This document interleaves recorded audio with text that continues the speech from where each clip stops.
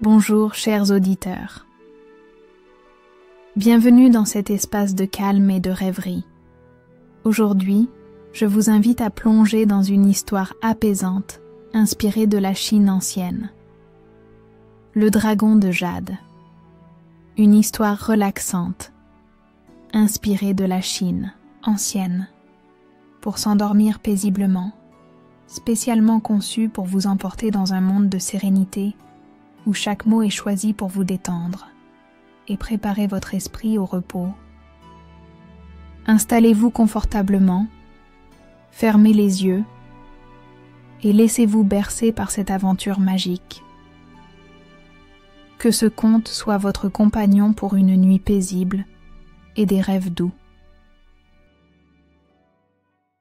Dans un royaume oublié de la Chine ancienne, niché entre des montagnes, enneigées et des forêts luxuriantes, se cache un trésor légendaire, le dragon de jade. Ce dragon, gardien d'une rivière sacrée, est réputé pour sa sagesse et ses pouvoirs apaisants. Lorsqu'un jeune artisan nommé Liang découvre un fragment du jade ancestral, il est propulsé dans une quête spirituelle qui le mènera à travers des temples anciens, des rencontres inattendues et des enseignements profonds, accompagné par Mei, une jeune guérisseuse aux dons mystérieux. Liang apprendra que la véritable richesse ne réside pas dans les trésors matériels, mais dans la connexion avec soi-même et la nature. Ensemble, ils devront protéger le dragon de force, destructrice tout en découvrant le secret de l'équilibre universel. Cette histoire, tissée de poésie et de magie, invite à la contemplation et à la relaxation. Chapitre 1. Le fragment de jade. Un commencement apaisant. Dans un petit village niché au cœur d'une vallée verdoyante, où les bambous se balançaient doucement sous la brise matinale, vivait un jeune artisan nommé Liang. Ce village, baigné par le chant des oiseaux et le murmure des ruisseaux, semblait avoir été oublié par le temps. Les habitants y menaient une vie simple, en harmonie avec la nature qui les entourait. Liang, bien qu'encore jeune, était déjà reconnu pour sa maîtrise exceptionnelle du bois. Ses sculptures, minutieusement travaillées, capturaient de l'essence même de la vie. Un papillon prêt à s'envoler, un cerf aux yeux pleins de sagesse, ou encore une fleur dont les pétales semblaient sur le point de se détacher pour danser, dans le vent. Liang passait ses journées dans son atelier, une petite cabane construite à l'ombre d'un grand arbre aux branches noueuses. L'intérieur était empli d'odeurs réconfortantes, celles du bois fraîchement coupé, des huiles utilisées pour polir ses créations, et parfois même celles des herbes séchées que sa voisine Mei aimait lui apporter. Son espace de travail était un sanctuaire de calme, où le seul bruit perceptible était celui de son couteau glissant doucement sur le bois, accompagné par le tintement léger de ses outils. Un matin, alors que le soleil commençait à peine à percer à travers les feuilles, Liang décida de partir à la recherche d'un bois rare. Il avait entendu parler d'une forêt ancienne située à quelques heures de marche, où poussaient des arbres vieux de plusieurs siècles. Ces arbres, disait-on, étaient imprégnés d'une énergie particulière, capable de donner vie à des œuvres d'art exceptionnelles. Armé de son sac et de son couteau, il prit la route, suivant un sentier sinueux qui serpentait à travers les collines.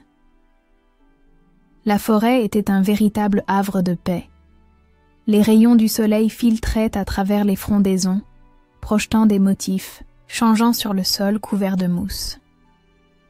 Le silence n'était perturbé que par le chant des oiseaux et le doux craquement des branches sous ses pas.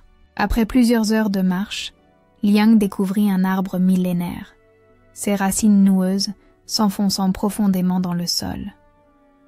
Entre ses racines, quelque chose brillait doucement, comme si elle contenait la lumière d'une étoile, captive. Intrigué, Liang s'agenouilla et dégagea délicatement la terre autour de l'objet.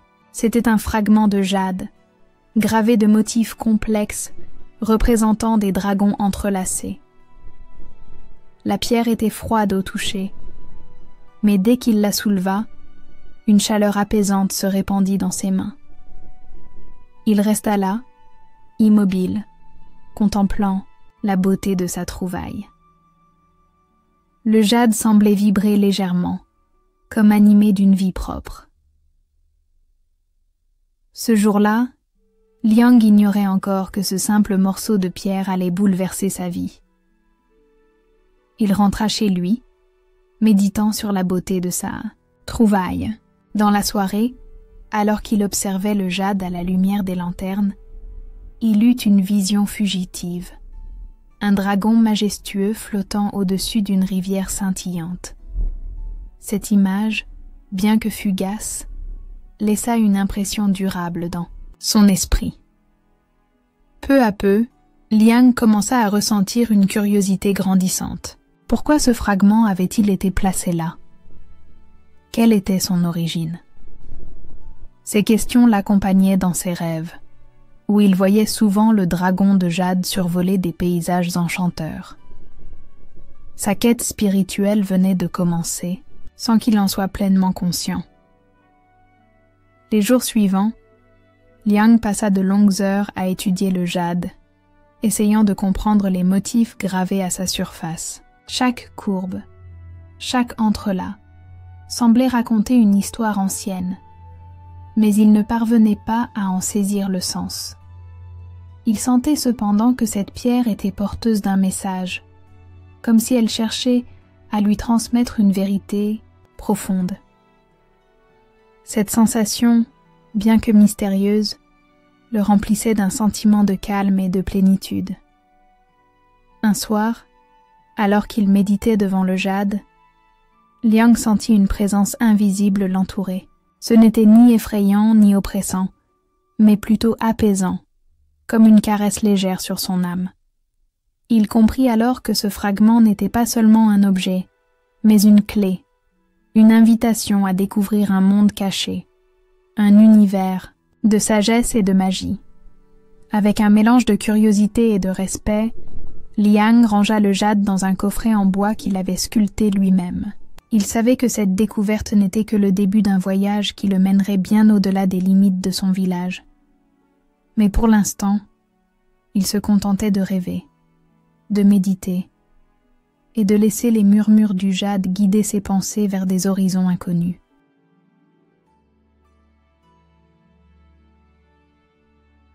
Chapitre 2.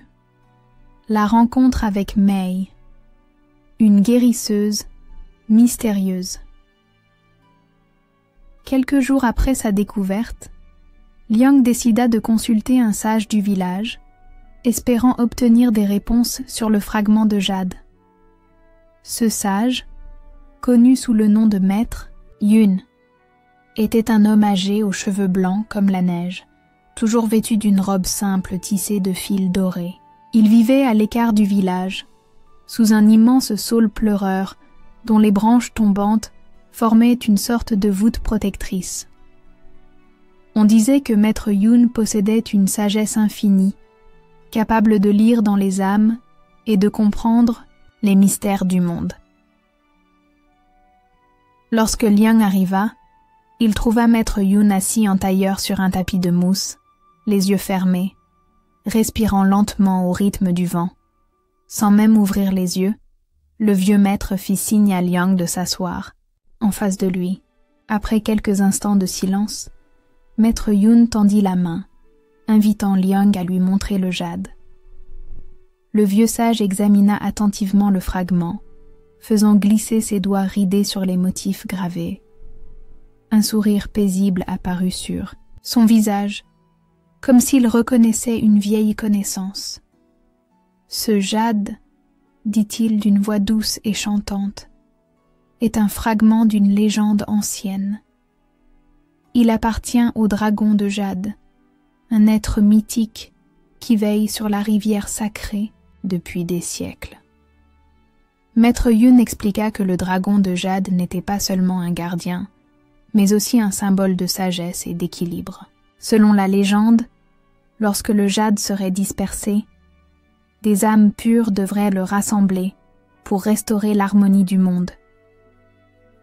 Ton rôle, Liang, n'est pas simplement celui d'un spectateur, mais d'un acteur clé dans cette quête, conclut-il. Avant de partir, Maître Yun conseilla à Liang de se rendre au temple de la brume bleue, un lieu sacré niché au cœur des montagnes. Là-bas, il pourrait trouver des réponses supplémentaires. Encouragé par les paroles du sage, Liang décida de partir le lendemain matin. Le voyage jusqu'au temple promettait d'être long et difficile, mais Liang savait qu'il ne pouvait pas ignorer cet appel.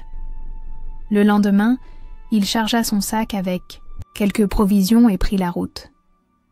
Le sentier qui menait hors du village était bordé de fleurs sauvages et de bosquets touffus. L'air était frais, chargé du parfum des pins et des herbes aromatiques. Après plusieurs heures de marche, alors qu'il traversait une clairière baignée de lumière dorée, Liang croisa une jeune femme occupée à cueillir des herbes médicinales près d'une source cristalline.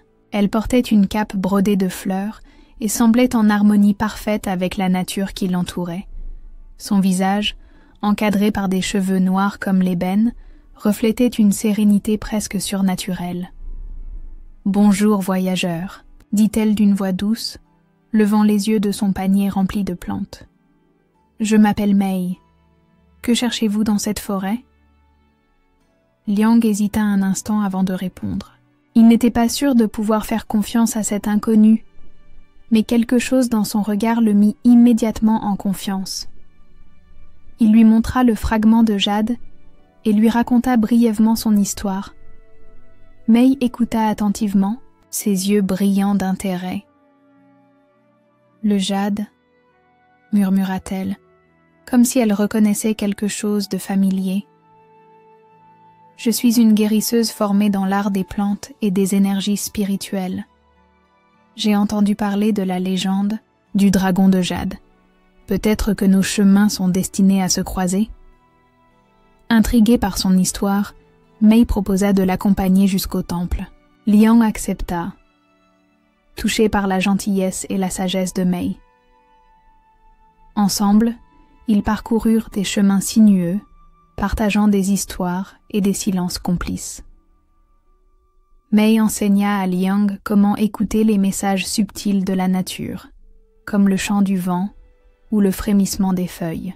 Ces moments de connexion profonde renforcèrent leur lien et préparèrent Liang à affronter les épreuves à venir.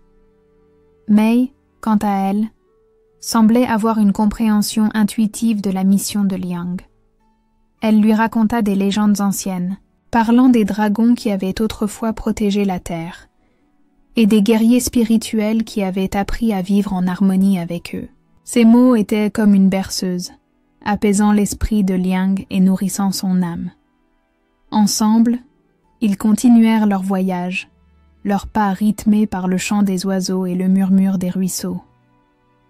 Chaque pas les rapprochait non seulement du temple, mais aussi de la compréhension de leur propre essence.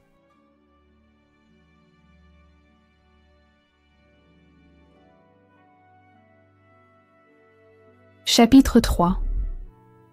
Le temple de la brume bleue, secret et éveil spirituel. Après plusieurs jours de marche, Liang et Mei atteignirent enfin le temple de la brume bleue. Perchés sur une falaise escarpée, ils semblaient flotter au-dessus des nuages, baignés dans une lumière dorée qui émanait du soleil couchant. Les contours du temple étaient à peine visibles, enveloppés d'une brume légère qui dansait au gré du vent. Des cloches suspendues à l'entrée émettaient un tintement doux, comme si elles saluaient les voyageurs. Liang sentit son cœur se serrer devant tant de beauté. Il n'avait jamais rien vu de tel. Les murs du temple étaient sculptés dans une pierre blanche, veinée d'argent, et des fresques colorées représentaient des scènes anciennes. Des dragons majestueux entrelacés, des rivières scintillantes et des moines en prière sous des saules pleureurs. Chaque détail semblait raconter une histoire, une légende ancienne que seul le temps avait su préserver. Un vieux moine aux yeux pétillants de sagesse les accueillit à l'entrée Il portait une robe orange fanée et tenait un bâton orné de rubans dorés. Son sourire était doux, presque paternel, et il les invita à entrer sans poser de questions. « Vous êtes attendus » dit-il simplement, avant de les guider à travers les couloirs labyrinthiques du temple. L'intérieur du temple était un véritable sanctuaire de paix. L'air y était chargé d'un parfum subtil d'encens et de fleurs séchées. Les moines vaquaient à leurs occupations en silence, certains méditant sur des coussins brodés, d'autres copiant des textes sacrés à l'encre noire sur des rouleaux de soie. Le sol était recouvert de nattes tressées, et des lanternes en papier diffusaient une lumière chaude et apaisante. Le supérieur du temple, un homme âgé aux cheveux blancs comme la neige, les reçut dans une grande salle circulaire décorée de statues de dragons en jade. Il les invita à s'asseoir sur des coussins placés autour d'une table basse, où une théière fumante et des tasses en porcelaine fine les attendaient. Le thé avait un goût floral, comme si ses feuilles avaient été cueillies sur les plus hautes montagnes. « Vous avez apporté le fragment », dit le supérieur en regardant le jade que Liang tenait entre ses mains. Sa voix était douce, mais empreinte d'une autorité tranquille. Ce fragment est une partie d'un tout, un éclat d'une âme ancienne. Il leur raconta alors la légende complète du dragon de jade. Selon lui, ce dragon était autrefois le gardien d'une rivière sacrée qui nourrissait toute la région. Mais un jour, des forces destructrices avaient dispersé son essence en plusieurs fragments, semant le chaos dans la nature. Ces fragments avaient été cachés aux quatre coins du monde, protégés par des esprits et des défis mystérieux. Seuls ceux qui possédaient un cœur pur et une volonté inébranlable pouvaient les retrouver et restaurer l'équilibre universel. Le supérieur expliqua également que le dragon de jade n'était pas seulement une créature physique, mais aussi un symbole de l'équilibre intérieur. Chaque fragment que vous rassemblez, ajouta-t-il, est une étape vers la compréhension de votre propre essence. Le dragon vous guidera, mais c'est à vous de faire le chemin. Pour aider Liang à mieux comprendre la nature du dragon, le supérieur lui proposa une méditation guidée. Ils quittèrent la salle principale pour se rendre dans une pièce, isolée, où un bassin d'eau claire reflétait la lumière des bougies. Liang s'assit en tailleur, tandis que le moine plaçait le fragment de jade au centre du bassin. Puis, il commença à chanter doucement, des mots anciens qui semblaient vibrer dans l'air. Durant cette session, Liang sentit son esprit s'élever, comme libéré de toutes ses chaînes terrestres. Il vit le dragon de jade dans toute sa splendeur, entouré d'une aura de paix et de puissance. Ses écailles luisaient comme des étoiles, et ses yeux brillaient d'une intelligence infinie. Le dragon ne parlait pas, mais sa présence seule transmettait des vérités profondes. Liang comprit alors que le véritable trésor n'était pas le jade lui-même, mais la connexion qu'il permettait avec le monde invisible. Cette expérience marqua un tournant dans son voyage. Liang réalisa que la quête du dragon n'était pas seulement extérieure, mais aussi intérieure. Il devait apprendre à écouter son cœur et à trouver l'harmonie en lui-même avant de pouvoir accomplir sa mission. Avant de partir, le supérieur offrit à Liang et Mei une bénédiction spéciale. Il leur remit également une carte ancienne, gravée sur une feuille de métal fin, qui indiquait l'emplacement des autres fragments. « Que votre voyage soit guidé par la sagesse et la compassion », leur dit-il en guise d'adieu. Liang et Mei reprirent la route, leurs âmes nourries par les enseignements du temple. Ils savaient que les épreuves à venir seraient difficiles, mais ils étaient prêts à affronter ce qui les attendait, unis par leur quête commune. Chapitre 4. Les épreuves de la forêt. Parcours initiatique. Guidés par la carte ancienne, Liang et Mei se dirigèrent vers une forêt dense et mystérieuse, réputée pour ses épreuves initiatiques. Les arbres y étaient si hauts qu'ils masquaient presque le ciel, et une énergie mystérieuse semblait vibrer dans l'air. Les habitants des villages environnants racontaient que cette forêt était le domaine des esprits, et que seuls ceux qui méritaient de traverser ces secrets pouvaient en ressortir vivants. Dès leur entrée dans la forêt, Liang et Mei furent enveloppés par une obscurité presque palpable. Les rayons du soleil peinaient à percer à travers les frondaisons et l'air était chargé d'une humidité fraîche. Le silence était total, à l'exception du bruit de leurs pas sur le sol moussu et du chant lointain d'un oiseau nocturne. Ils commencèrent par traverser un pont suspendu qui oscillait dangereusement au-dessus d'un gouffre profond. Les planches étaient vieilles et glissantes, et chaque pas faisait grincer les cordes qui maintenaient le pont en place. Liang avançait lentement, concentré sur chaque mouvement, tandis que Mei fermait les yeux et respirait profondément, s'ancrant dans la terre malgré la hauteur vertigineuse. Une fois de l'autre côté, ils découvrirent une clairière où se dressait un autel de pierre. Sur cet autel, une énigme était gravée. « Je suis toujours devant toi, mais tu ne peux jamais me voir. Que suis-je » Liang et Mei réfléchirent longuement, partageant leurs idées à voix basse. Finalement, Mei murmura « L'avenir ». À peine eut-elle prononcé ces mots que l'autel s'illumina, révélant un deuxième fragment de jade niché dans une cavité creusée dans la pierre. Mais les épreuves ne s'arrêtèrent pas là. Plus loin, ils rencontrèrent un ours solitaire qui gardait jalousement un troisième fragment. L'animal était immense, ses yeux brillants d'une intelligence ancienne. Plutôt que de chercher à le combattre, Mei s'approcha doucement, tendant la main en signe de paix. Elle chanta une berceuse douce, mêlant sa voix au bruit de la forêt.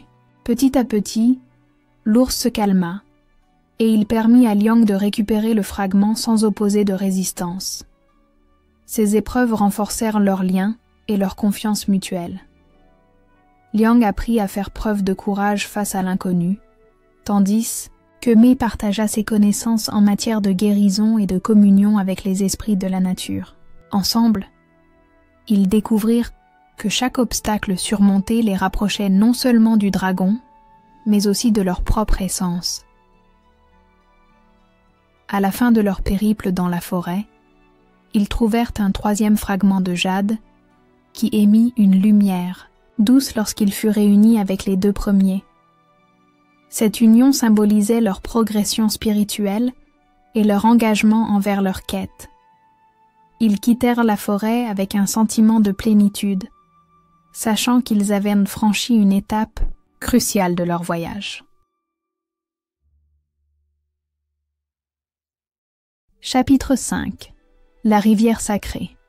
Rencontre avec le dragon de jade. Après avoir quitté la forêt mystérieuse, Liang et Mei suivirent les indications de la carte ancienne, qui les menait vers un lieu encore plus sacré. La rivière éternelle, source de toute vie selon les légendes.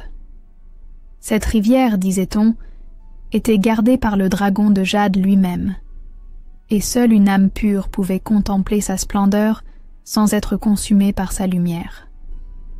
Le voyage jusqu'à la rivière fut long et éprouvant. Ils traversèrent des plaines dorées où les champs de riz ondulaient sous le vent, des montagnes escarpées où l'air frais piquait leurs joues, et des vallées où des cascades scintillaient comme des diamants sous le soleil. À chaque étape, ils sentaient leur lien avec la nature s'approfondir. Les arbres semblaient murmurer des encouragements, les ruisseaux chantaient des mélodies apaisantes, et même les nuages dans le ciel semblaient guider leurs pas. Enfin, après des jours de marche, ils arrivèrent au bord de la rivière sacrée. Elle était d'une beauté à couper le souffle. Ses eaux cristallines reflétèrent le ciel étoilé, et une brume légère flottait à sa surface, créant un voile d'irréalité. Des fleurs lumineuses poussaient sur ces berges, éclairant le chemin comme des lanternes vivantes. L'air était chargé d'un parfum doux, presque sucré, qui rappelait celui des lotus en fleurs.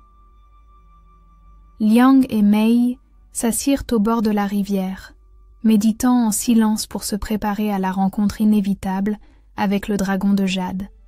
Ils avaient appris, au fil de leur voyage, que la patience et la réceptivité étaient essentielles pour communier avec les forces spirituelles.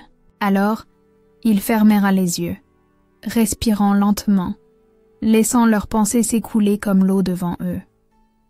Au bout de plusieurs heures, un mouvement subtil attira leur attention. Une onde parcourut la surface de la rivière, comme si une présence invisible y glissait. Puis, lentement, majestueusement, le dragon de jade émergea des eaux. Son corps translucide brillait d'une lumière douce, presque irréelle, comme si chaque écaille contenait une étoile captive. Ses yeux, grands et profonds, semblaient en voir directement dans l'âme de ceux qui osaient le regarder. Le dragon ne parlait pas avec des mots, mais à travers des images et des sensations. Il montra à Liang et Mei des visions du passé, du présent et de l'avenir. Ils virent des civilisations anciennes prospérer grâce à la sagesse du dragon, puis décliner lorsque l'équilibre fut rompu. Ils virent aussi des paysages modernes, où les hommes avaient perdu leur connexion avec la nature, mais où des âmes courageuses tentaient encore de restaurer l'harmonie. Le message du dragon était clair. Il n'était pas simplement un gardien de la rivière, mais un symbole de l'équilibre universel. Chaque fragment de jade qu'ils avaient rassemblé représentait une partie de cet équilibre. Ensemble, ces fragments formaient un tout, un miroir de l'harmonie intérieure et extérieure que chaque être devait cultiver. Avant de disparaître, le dragon leur remit un dernier fragment de jade, complétant ainsi leur collection. Ce fragment émit une lumière si intense qu'elle illumina toute la rivière, transformant l'eau en un ruban d'argent liquide. Liang et Mei sentirent une onde de gratitude et de sérénité les envahir, sachant qu'ils avaient accompli une étape cruciale de leur quête. Ils restèrent assis là pendant un long moment, absorbant la magie de ce lieu sacré. Le dragon avait disparu, mais son essence demeurait dans chaque goutte d'eau, chaque souffle de vent, chaque battement de cœur. Ils comprirent alors que leur mission n'était pas terminée. Ils devaient retourner dans leur monde pour partager ce qu'ils avaient appris, pour devenir des gardiens de la paix et de la sagesse.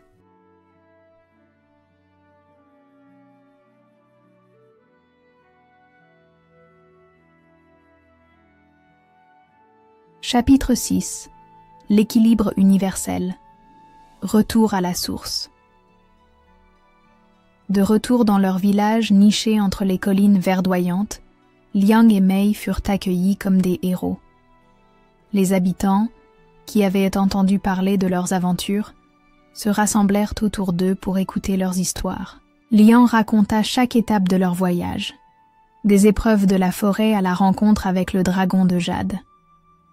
Mei, quant à elle, partagea les enseignements spirituels qu'ils avaient reçus, expliquant comment chaque être vivant était connecté à l'univers entier. Avec les fragments de jade assemblés, ils fondèrent un sanctuaire au cœur du village. Ce sanctuaire devint un lieu de méditation et de réflexion où chacun pouvait venir chercher la paix intérieure et renouer avec la nature. Les murs étaient décorés de fresques représentant leur voyage, et une fontaine centrale diffusait un murmure apaisant, comme un écho de la rivière sacrée. Liang reprit son travail d'artisan, mais ses créations étaient désormais imprégnées d'une nouvelle profondeur spirituelle. Ses sculptures représentaient des scènes de communion avec la nature.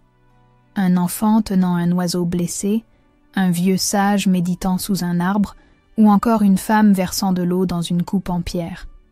Chaque œuvre transmettait un message de compassion et d'harmonie.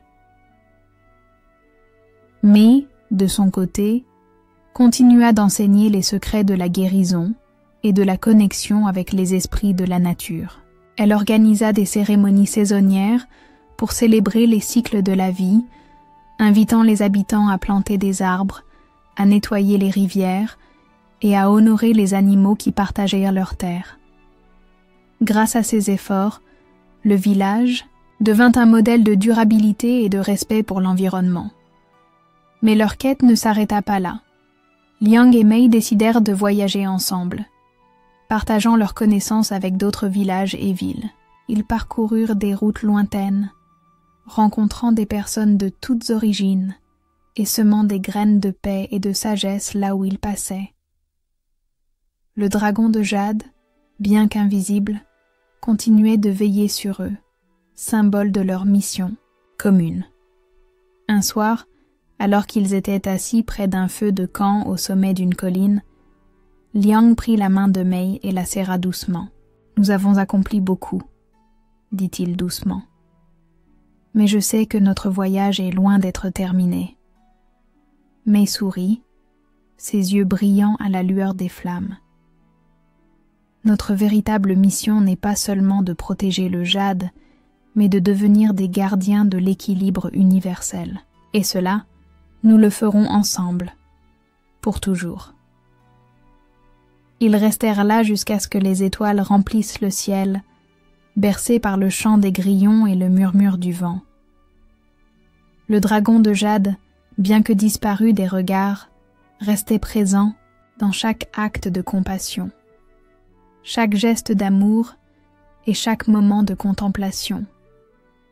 Et ainsi, l'histoire de Liang et Mei devint une légende, rappelant à tous que la véritable richesse réside dans l'équilibre et la connexion avec le monde qui nous entoure.